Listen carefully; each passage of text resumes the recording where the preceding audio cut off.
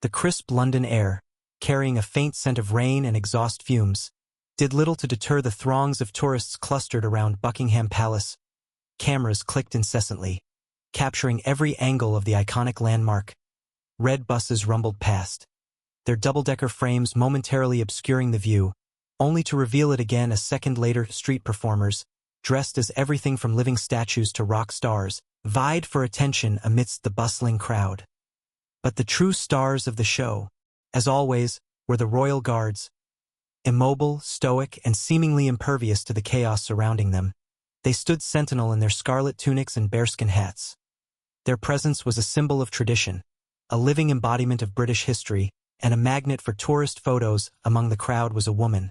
Let's call her Brenda, though the internet would soon christen her with a far less flattering moniker. Brenda, a middle-aged American tourist from Ohio, was already radiating an air of barely suppressed impatience. She clutched a large, designer handbag in one hand and a selfie stick in the other, her perfectly coiffed blonde hair shimmering under the weak London sun. She'd arrived in London with a meticulously planned itinerary, each moment orchestrated to maximize her Instagrammable experiences.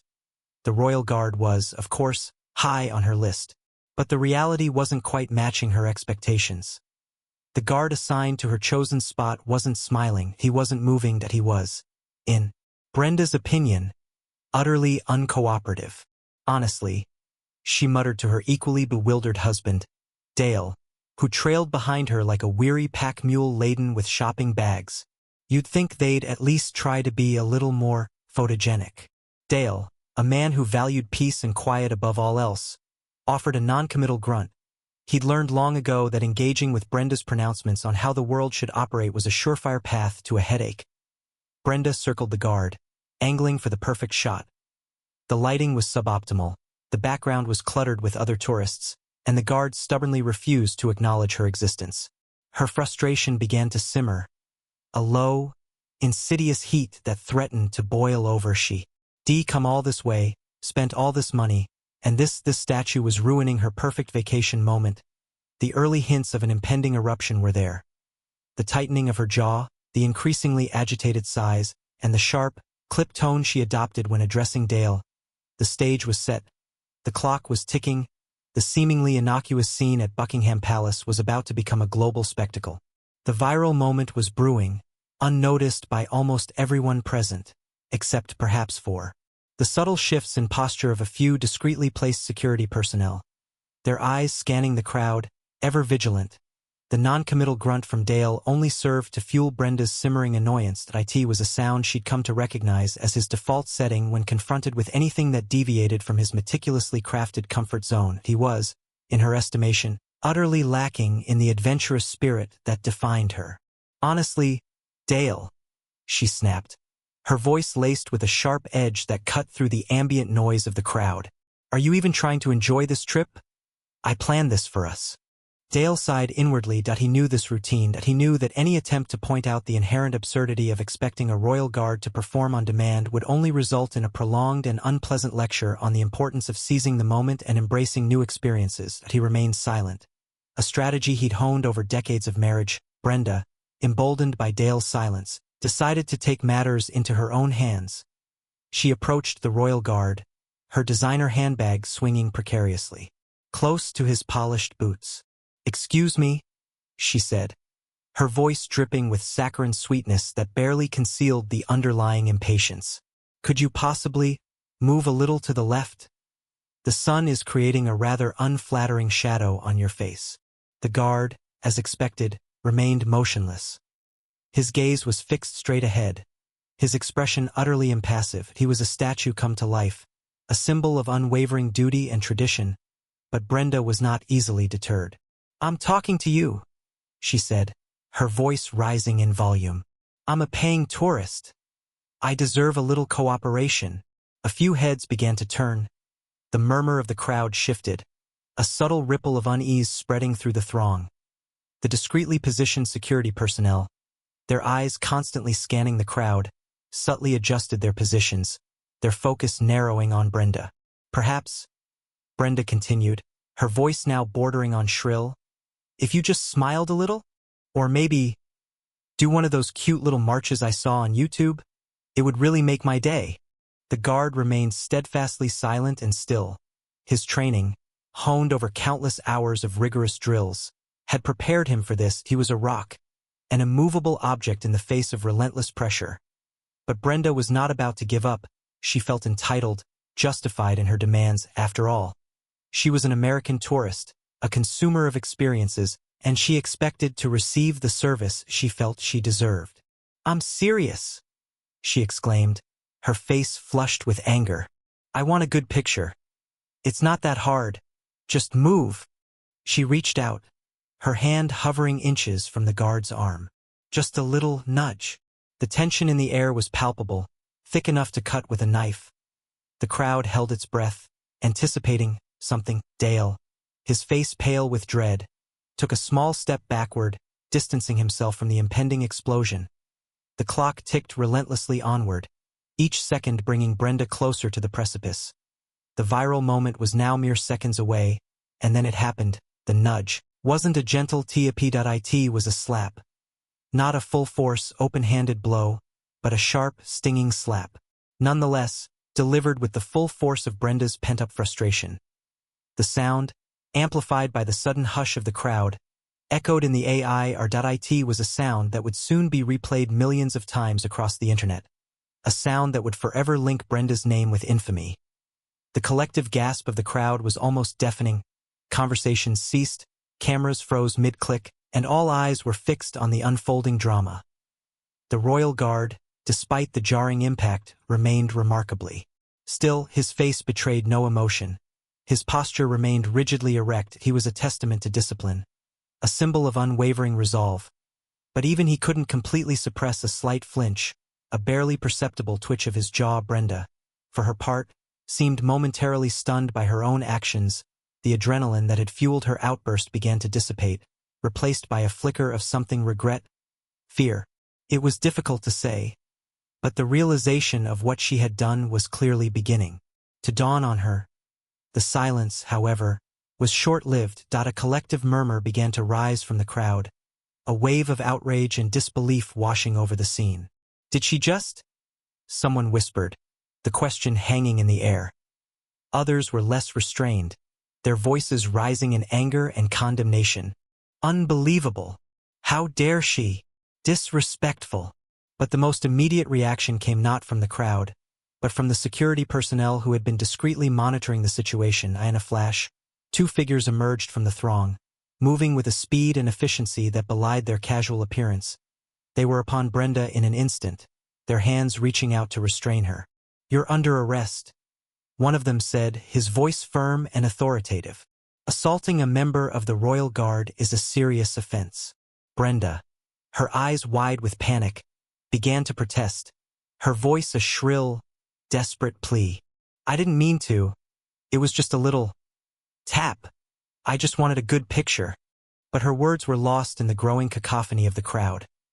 The security personnel, their grip firm but professional, began to lead her away, their progress hampered by the sheer number of people who had gathered to witness the spectacle. Dale, his face a mask of mortification, stood frozen in place, his shopping bags clutched tightly in his hands. He was a deer caught in the headlights, utterly overwhelmed by the chaos that had erupted around him.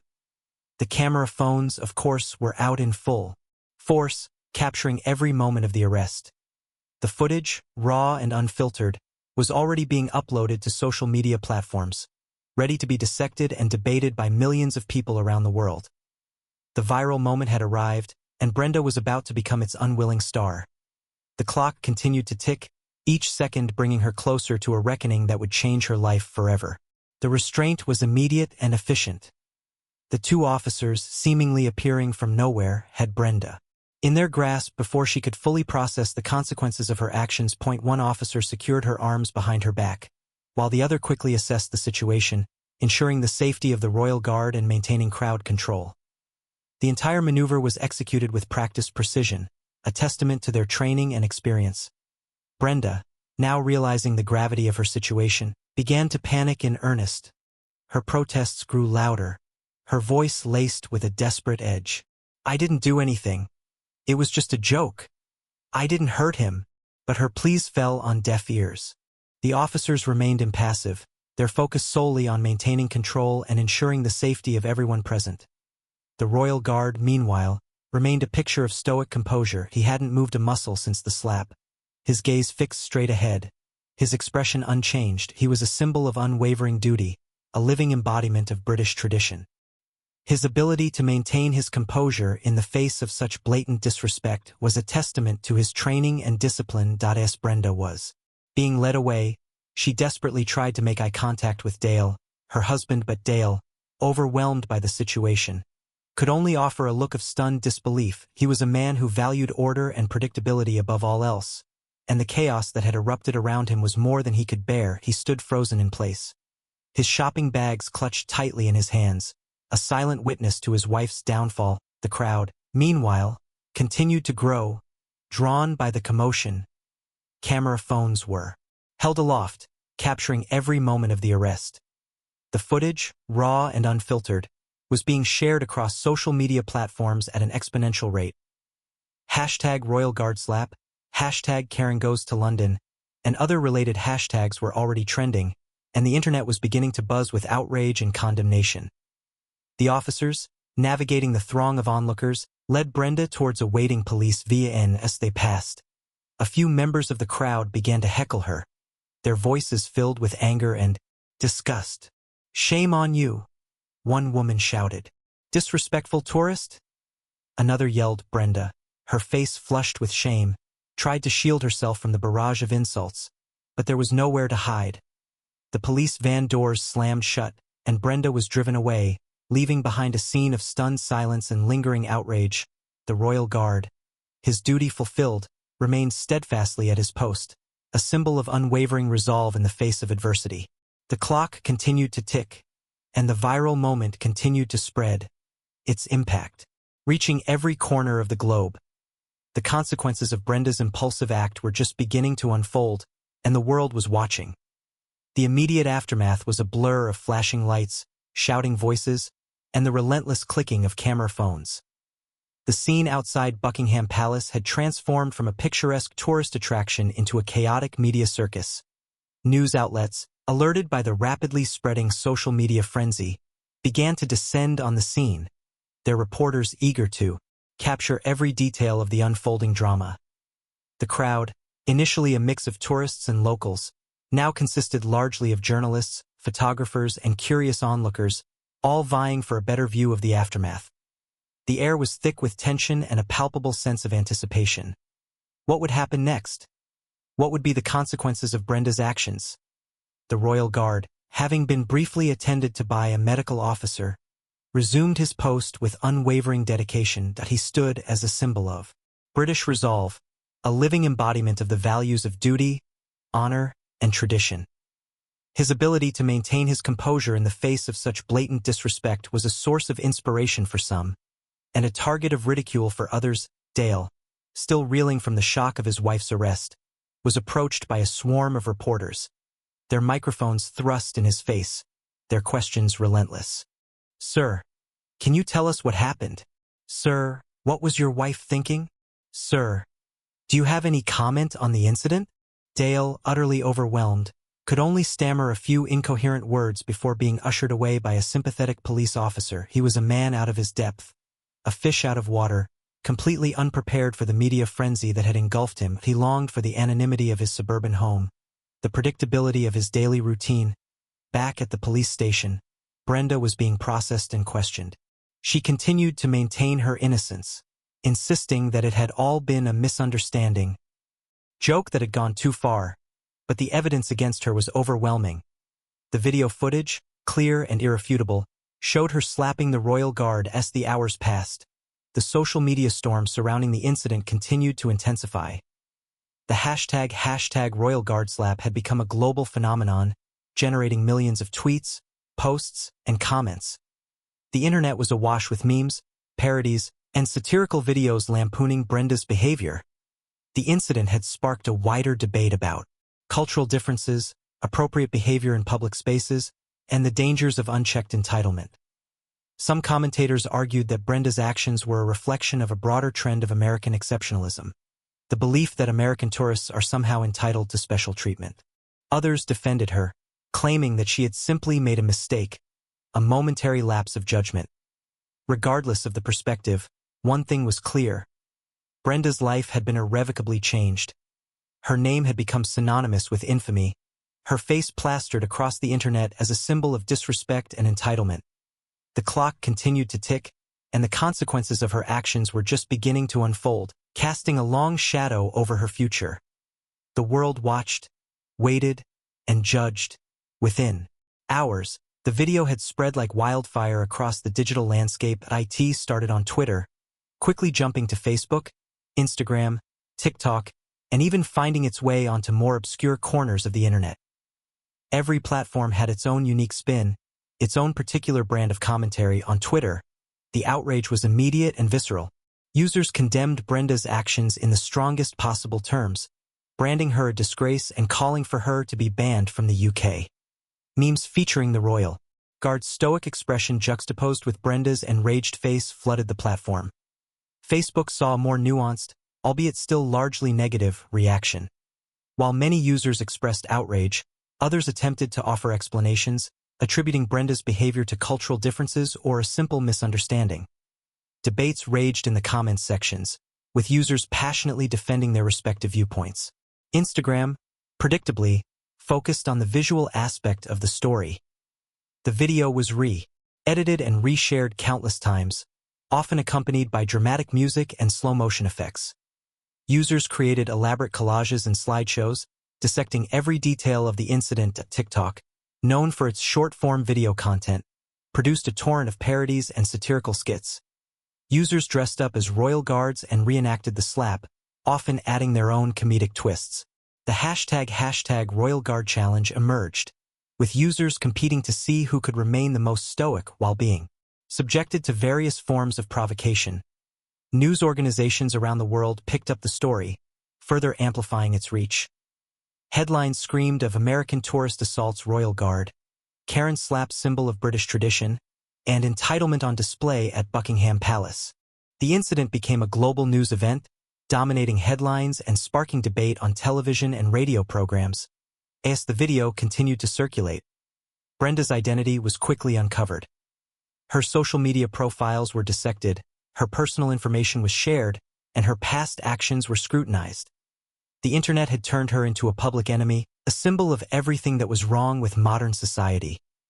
The royal family, while remaining officially silent on the matter, was undoubtedly aware of the incident. The image of the Royal Guard, a symbol of British tradition and national pride, had been tarnished by Brenda's actions. The incident raised questions about security protocols and the need to protect these iconic figures from future assaults. Dale, still reeling from the shock of his wife's arrest, found himself bombarded with messages from friends, family, and complete strangers. Some offered words of support, while others expressed their disgust and condemnation. He felt isolated and alone, trapped in a nightmare from which there seemed to be no escape.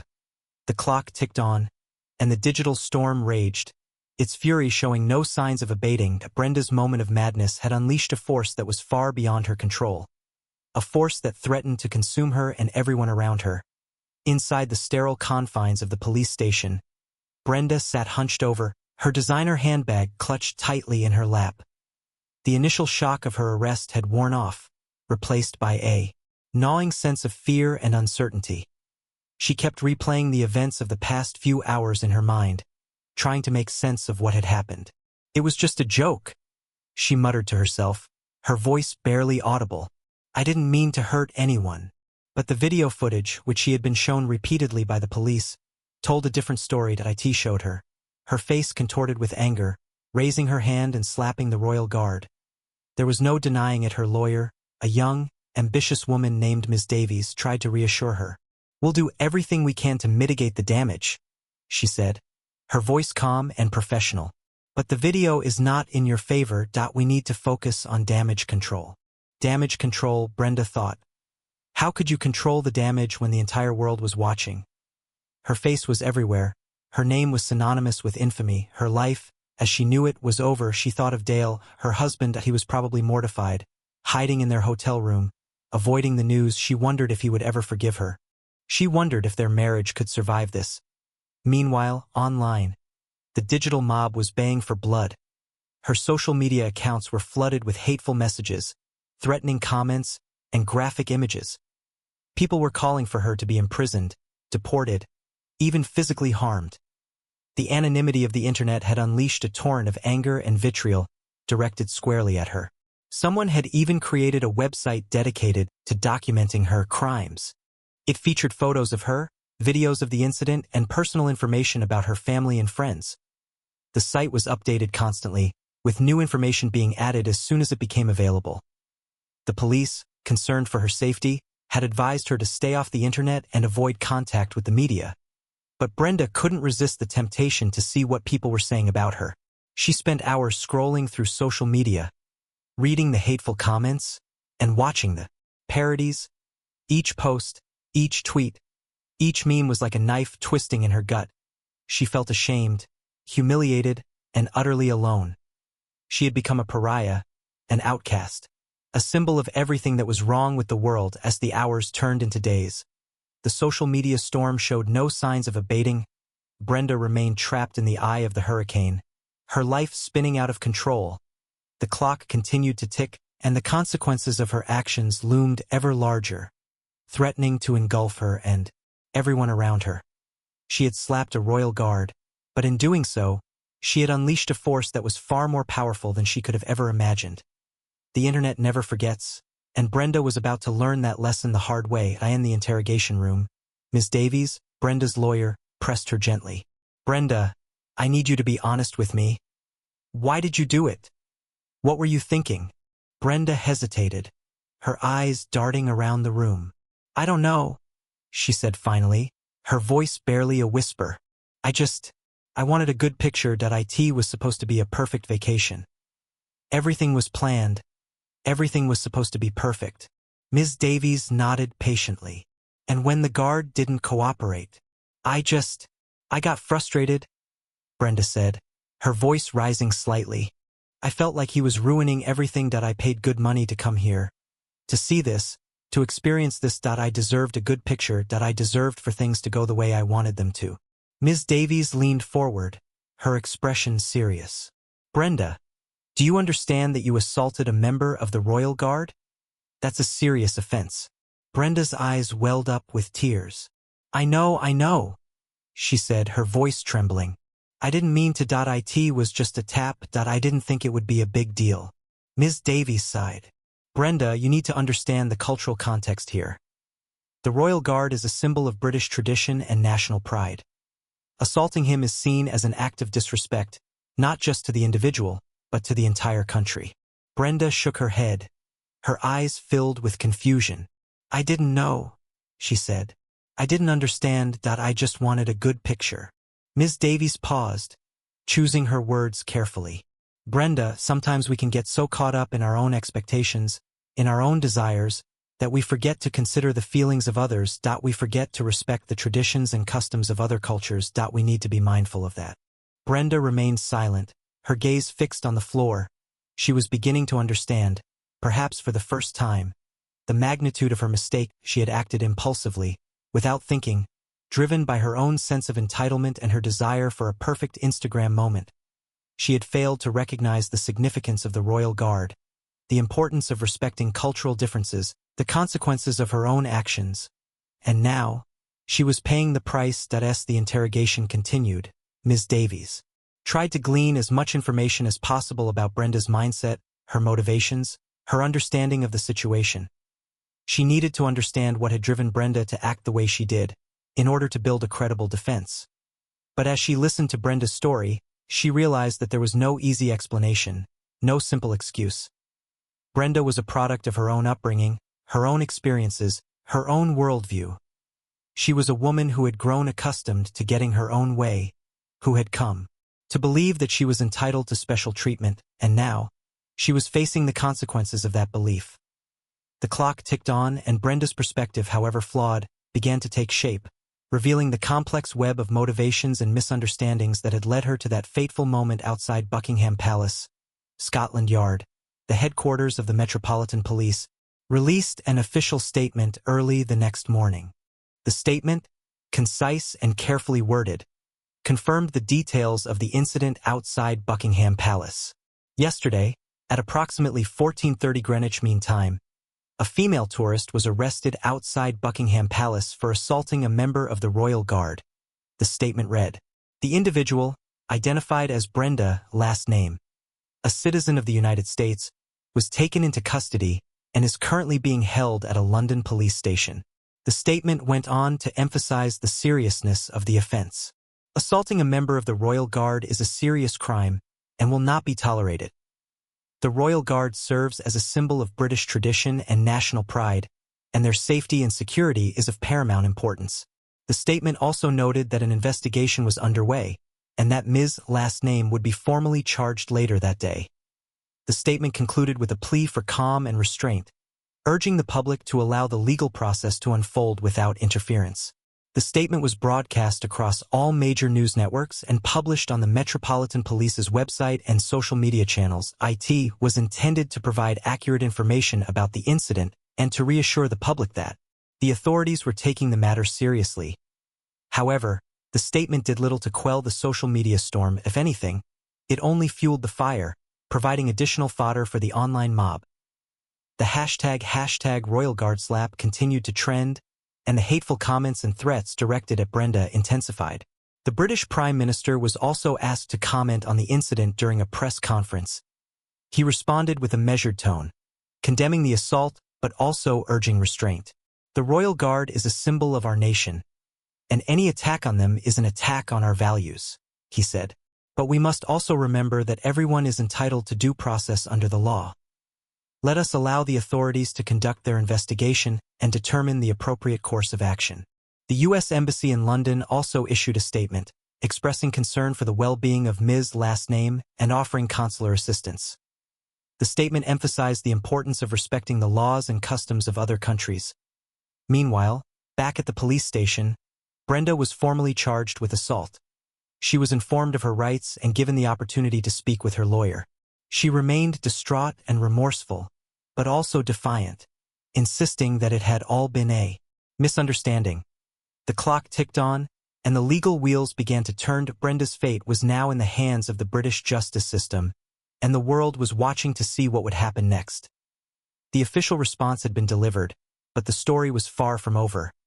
The incident had touched a nerve, sparking a debate about cultural differences, entitlement, and the power of social media, and Brenda, the unwitting protagonist of this drama, was about to face the consequences of her actions. The internet, as always, was a battleground of conflicting opinions. While the vast majority condemned Brenda's actions, a small but vocal minority attempted to defend her, or at least offer alternative perspectives. These defenders often framed the incident as a cultural misunderstanding, arguing that Brenda, as an American tourist, may not have fully appreciated the significance of the Royal Guard. Some even suggested that the Royal Guard was being overly sensitive, arguing that the slap was a minor offense and that the reaction was disproportionate. These arguments were quickly shot down by others, who pointed out that assault is assault, regardless of the victim's status or cultural background. The debate also extended to the role of social media in public shaming. Some argued that Brenda was being unfairly targeted, that the online mob was engaging in a form of digital vigilantism that was both cruel and unjust. They pointed out that Brenda was a human being, with a family and a life, and that the relentless online attacks were causing her irreparable harm. Others countered that Brenda's actions were deserving of condemnation, that she had committed a public act of disrespect and that she should be held accountable for her behavior. They argued that social media was simply providing a platform for people to express their outrage and to demand justice. The Royal Guard himself became a subject of fascination. His stoic composure in the face of the assault was both admired and ridiculed. Some praised him for his professionalism and dedication, while others mocked him for his apparent lack of emotion. Memes featuring the Royal Guard's expressionless face flooded the internet, often accompanied by captions that poked fun at his unwavering stoicism. Some even questioned whether he was actually a human being or simply a robot in a uniform. The debate also touched on broader issues of cultural differences and the relationship between the United States and the United Kingdom. Some commentators suggested that the incident was a reflection of deeper tensions between the two countries, a symptom of American arrogance and British resentment. Others dismissed this interpretation, arguing that the incident was simply the result of one woman's poor judgment and that it should not be used to generalize about entire nations. As the debate raged on, Brenda remained trapped in the eye of the storm, her fate hanging in the balance. The clock ticked on, and the world continued to watch, waiting to see what would happen next. The public opinion was divided, the online mob was relentless, and Brenda was about to face the consequences of her actions. The internet had spoken, but the final verdict was yet to be delivered as the public debate raged. News outlets sought to provide context and understanding to the situation. One recurring topic was the rigorous training and strict protocols that royal guards undergo. Television interviews with former guards, military historians, and etiquette experts shed light on the demanding nature of their role. These experts explained that the royal guards are not merely ceremonial figures. They are active-duty soldiers with a long and distinguished history. They undergo extensive training in combat, security, and ceremonial duties. Their primary mission is to protect the royal family and the royal residences. One former royal guard explained that their training emphasizes discipline, composure, and unwavering adherence to protocol. They are taught to remain stoic and impassive, even in the face of provocation, harassment, or danger. They are instructed to ignore insults, threats, and even minor physical assaults. Our job is to project an image of strength and stability, the former guard explained. We cannot allow ourselves to be distracted or provoked. We must remain focused on our duty at all times. The experts also explained that the royal guards are not allowed to engage with the public, except in very limited circumstances. They are not allowed to smile, speak, or move from their post unless specifically ordered to do so. They are essentially living statues, symbols of British tradition and national pride. This strict protocol is in place for several reasons. First, it ensures that the guards remain alert and focused on their duty. Second, it protects them from potential threats.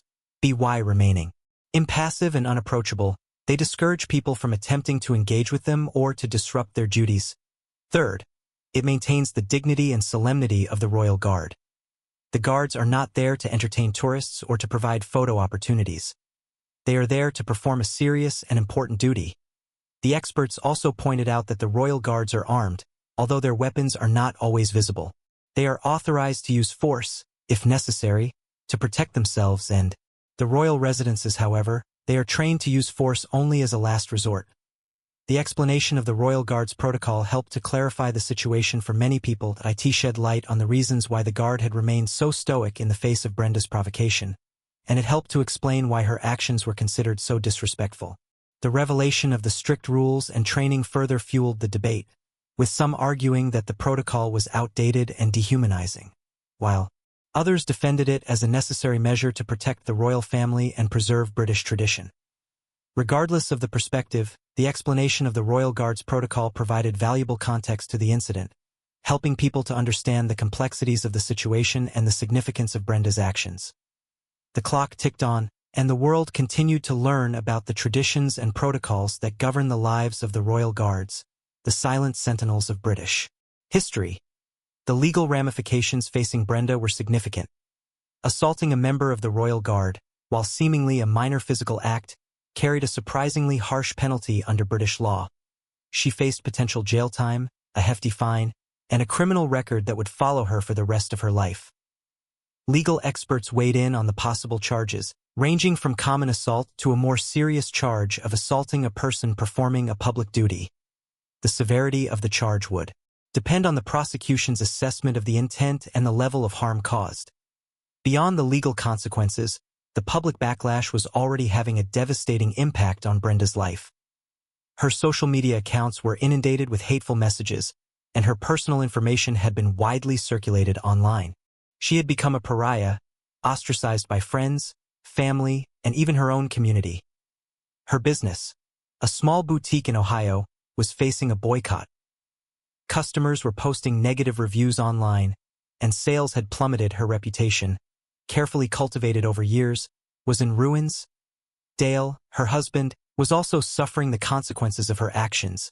He was facing ridicule and scorn from his friends and colleagues. His once peaceful life had been turned upside down. He was struggling to cope with the shame and embarrassment that Brenda had brought upon him. The long-term impact of the incident on Brenda's personal life was uncertain. Would her marriage survive? Would she be able to rebuild her business?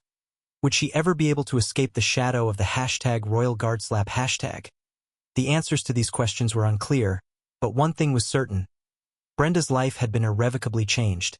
She had made a mistake, a moment of madness that had unleashed a cascade of consequences that were far beyond her control. The media speculated about her future, painting a bleak picture of a woman haunted by her past, unable to escape the stigma of her actions. Some even suggested that she might have to change her name and move to a new location to start over. The incident also raised questions about the role of social media in shaping public opinion and the potential for online shaming to ruin people's lives. Some argued that Brenda was being unfairly punished, that the online mob was engaging in a form of digital vigilantism that was both cruel and excessive.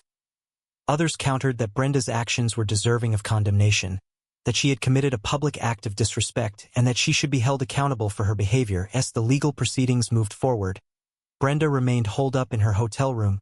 The #RoyalGuardSlap incident transcended the immediate circumstances of Brenda's actions, becoming a lightning rod for broader societal anxieties and debates. Pundits, academics, and social commentators seized upon the event as a case study in cultural differences, entitlement, and the ethics of tourism. Many pointed to Brenda's behavior as an example of American exceptionalism, the belief that American values and customs are superior to those of other countries. They argued that her sense of entitlement stemmed from a deep-seated conviction that she deserved special treatment simply because she was an American tourist. Others argued that Brenda's actions were not unique to American culture, but rather a symptom of a broader trend of consumerism and the commodification of experiences. They suggested that the rise of social media had created a culture of self-promotion, where people are constantly seeking to curate perfect images of their lives, often at the expense of genuine human interaction and respect for local customs. The incident also sparked a debate about the appropriate behavior in public spaces. Some argued that tourists have a responsibility to respect the traditions and customs of the countries they visit, and that Brenda's actions were a clear violation of this principle. Others countered that public spaces should be welcoming and inclusive, and that tourists should not be expected to conform to rigid codes of conduct. They argued that Brenda's actions were simply a minor transgression and that the reaction to them was disproportionate. The debate also extended to the issue of entitlement. Amidst the whirlwind of controversy and commentary, the focus began to shift back to the Royal Guard himself. He became a symbol of resilience, a testament to the unwavering dedication and professionalism that define the British military. News outlets ran profiles of the Guard, highlighting his years of service, his exemplary record, and his commitment to his duty.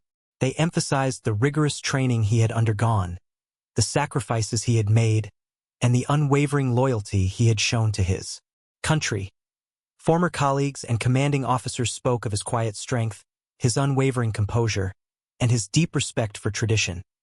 They described him as a model soldier, a credit to his regiment, and an embodiment of the values that the Royal Guard represents. The public also rallied around the Guard, expressing their admiration and support. Flowers and cards were left at Buckingham Palace. The legal proceedings against Brenda eventually concluded.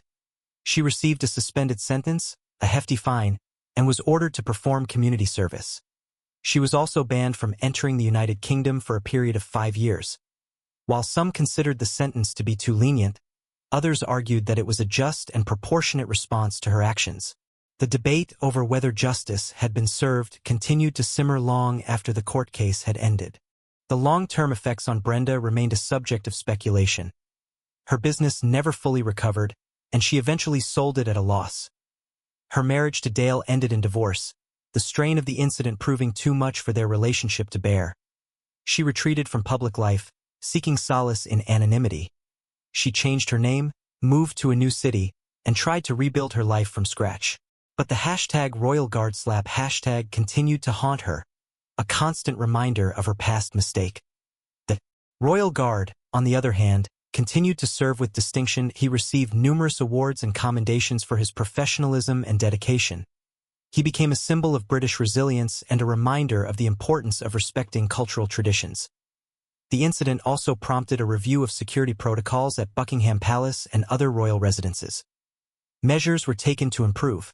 The #RoyalGuardSlap incident, in the end, served as a stark reflection of our society's current state. It was a confluence of cultural misunderstandings, unchecked entitlement, the pervasive influence of social media, and the relentless pursuit of viral fame. It highlighted the dangers of cultural ignorance and the importance of respecting traditions and customs that may differ from our own, and it exposed the dark side of social media, the ease with which individuals can be targeted and shamed, and the lasting damage that online attacks can inflict. It raised questions about the ethics of tourism and the responsibility that tourists have to behave respectfully in public spaces. It forced us to confront the issue of entitlement, the belief that some individuals are somehow deserving of special treatment, and the consequences that can result from such beliefs.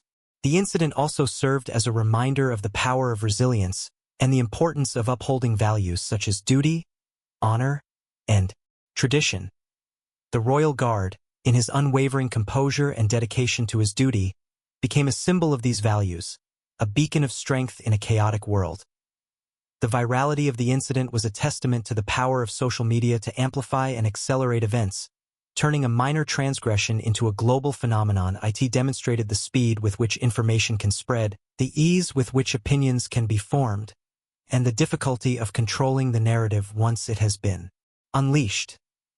The #RoyalGuardSlap incident in its entirety was a microcosm of our society's strengths and weaknesses, its triumphs and its failings. It was a reminder of the importance of empathy, respect, and understanding. It was a call to action, urging us to be more mindful of our behavior, more respectful of other cultures, and more responsible in our use of social media. And so, as the dust settled and the world moved on, the memory of the #RoyalGuardSlap lingered, a cautionary tale about the dangers of entitlement, the power of social media, and the importance of respecting cultural traditions. The clock had stopped ticking on the immediate events, but the implications continued to reverberate, prompting reflection and inspiring change. The slap may have faded from the headlines, but the lessons learned remained, a reminder that even the smallest actions can have far-reaching consequences in our interconnected and ever-scrutinizing world.